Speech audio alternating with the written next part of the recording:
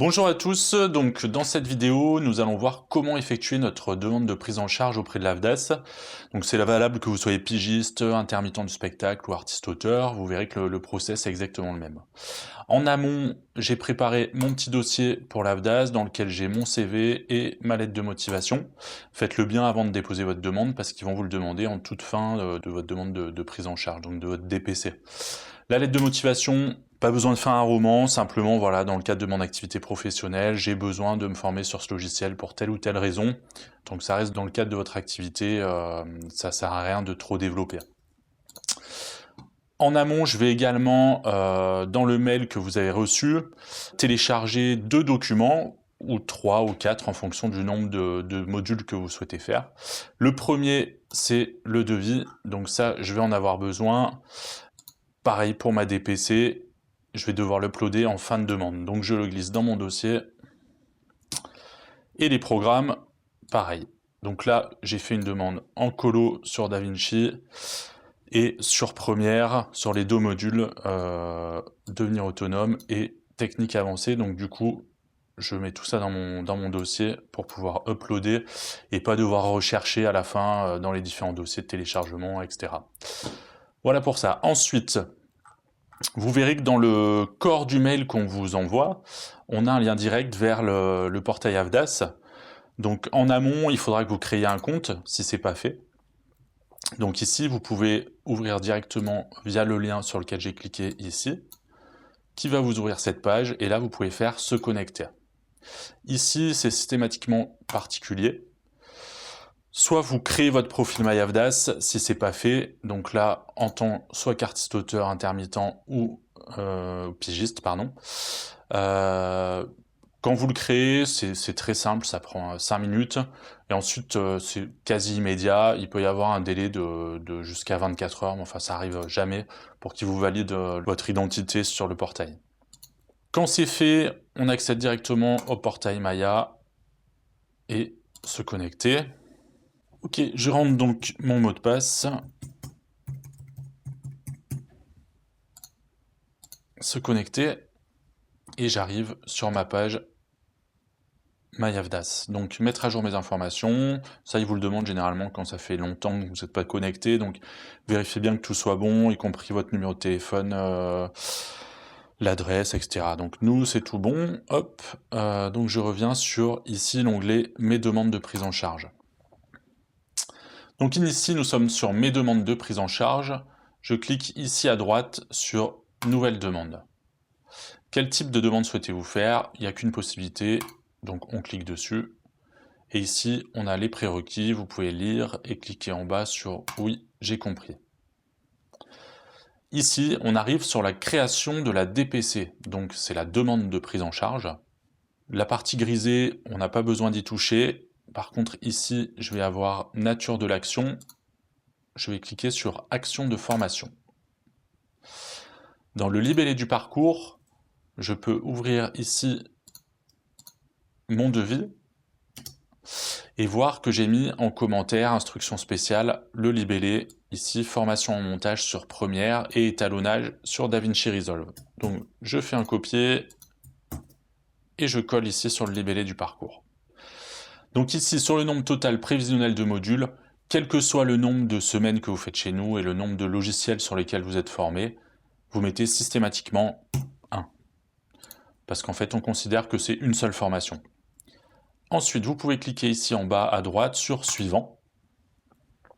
Et nous allons arriver sur qui dispense la prestation du module. Donc ici, vous allez rentrer le SIRET du prestataire, donc notre SIRET. Vous pouvez le retrouver ici directement sur le devis. Vous l'avez là. Et sur la plupart des documents qu'on vous envoie, il est facilement trouvable. Sinon, vous pouvez faire une recherche sur Google. Donc, je vais taper mon numéro de SIRET. Attention, c'est sans espace. Donc, 533 8 9 3 0 8 7 0 0 0 31. Et là, je clique sur la petite loupe.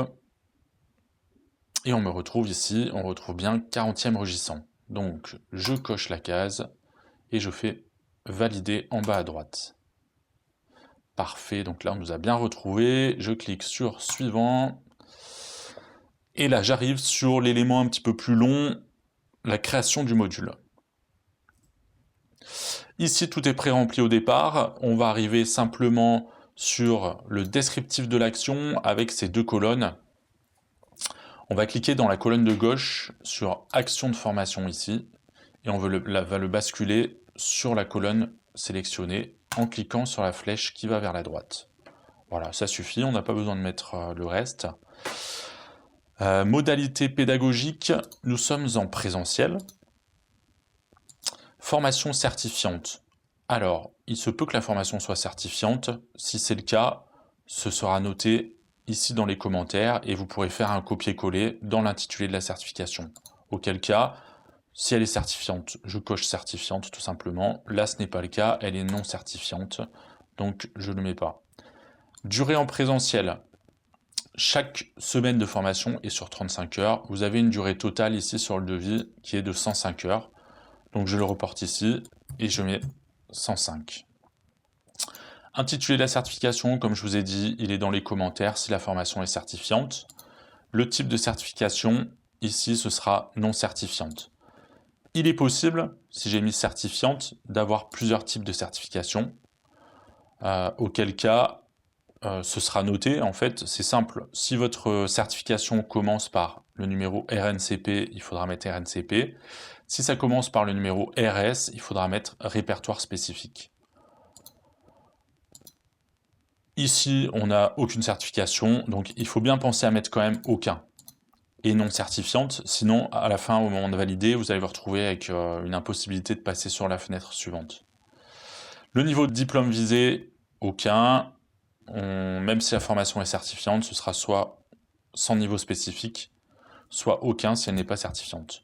Durée du module en heures, je reporte exactement la même chose ici, 105. Il le demande 2 fois, je n'ai pas forcément d'explication pour ça, mais en tout cas, il faut le reporter sur ces 2 cases.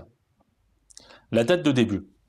Donc là, quand je reviens sur mon devis, je vois que ma première semaine de formation va commencer le 2 mars 2026. Donc je reporte ici. Alors, je vous conseille d'utiliser le calendrier. Si vous essayez de taper directement, ça crée des conflits. La plateforme n'aime pas trop ça, donc j'utilise le calendrier. Hop, en se trompant pas de date. Donc 2 mars 2026. L'heure, je mets 9h. C'est purement indicatif, hein, donc vous voyez, soyez attentif au format. Si vous loupez les 2 points, il ne le prendra pas non plus. Voilà. La date de fin, je reviens sur mon devis et je prends le tout dernier jour de formation. Donc ici, ce sera sur la formation DaVinci Resolve en étalonnage qui se termine le 17 avril. Donc là, je reporte ma date de fin au 17 avril 2026. Et en heure, je mets 17h. La durée du module en jours, là, on est sur 3 semaines de formation, donc 3 fois 5 jours. Donc là, on est sur 15 jours de formation en tout. Titre du CQP, ça n'a aucune importance, vous pouvez laisser aucun. Le lieu de réalisation du module, c'est déjà pré-rempli, donc ça c'est pareil, vous n'avez pas besoin de vous en occuper. Le coût total du module en euros hors taxe. Ici, vous allez avoir la première case qui est grisée, donc on n'y touche pas, et là vous allez avoir le total des coûts pédagogiques à rembourser à votre attention. Donc ça, on met 0. Ici, on va avoir 2 cases, les frais pédagogiques demandés et le total des coûts pédagogiques à payer aux prestataires. Donc là, on veut reporter la même somme, c'est-à-dire le montant total hors taxe de votre formation, qui se retrouve ici en gras. Donc nous, là, on va être sur 5 250 €. Donc je le reporte ici, et je le reporte ici. Les frais de matériel, les frais de formateur, les frais d'inscription, tout ça, ça reste à 0 et je peux enregistrer. Ici, on a un petit récapitulatif, vous vérifiez rapidement qu'il n'y ait pas de coquille. Si besoin, vous avez le stylo ici pour corriger. S'il n'y a rien, on peut cliquer sur suivant en bas à droite. Alors, ici, on va retrouver la validation de vos données personnelles. Donc là, c'est pareil, simplement vérifier que vous ayez tout qui soit bien correct, notamment partout où il y a les petits astérisques rouges. Ici c'est le cas, vérifiez souvent, il manque le téléphone, donc pensez bien à regarder. Ici tout est bon, hop, j'enregistre. Alors ici on va avoir pour les stagiaires qui habitent à plus de 50 km du lieu de formation, c'est-à-dire de nos locaux, on va avoir une possibilité de financement des frais annexes par l'AFDAS. Il faut aussi que ce soit au-delà des 50 km, il faut que ce soit en dehors d'Île-de-France, sinon ça ne fonctionne pas. Ici, moi je suis sur place, on va considérer que j'ai pas besoin de frais annexes, donc je fais suivant. Voilà, ici j'arrive sur un récapitulatif global qui reprend tout ce qu'on vient de remplir, donc je vérifie que tout soit correct, encore une fois. Là c'est bon, sinon je clique sur envoyer ici en bas. Donc ici je vais pouvoir uploader mes pièces jointes, c'est-à-dire mon devis de formation que j'ai ici dans mon dossier et que je vais déposer directement sur la plateforme. Vous pouvez cliquer aussi sur charger des fichiers, c'est comme vous le sentez, moi simplement, voilà, typiquement là pour les programmes on en a 3, ça me permet de récupérer mes 3 programmes et de les charger directement ici. Voilà. Pour la lettre de motivation, pareil, je prends ma lettre de motivation et je la glisse ici. Ok. Et mon CV.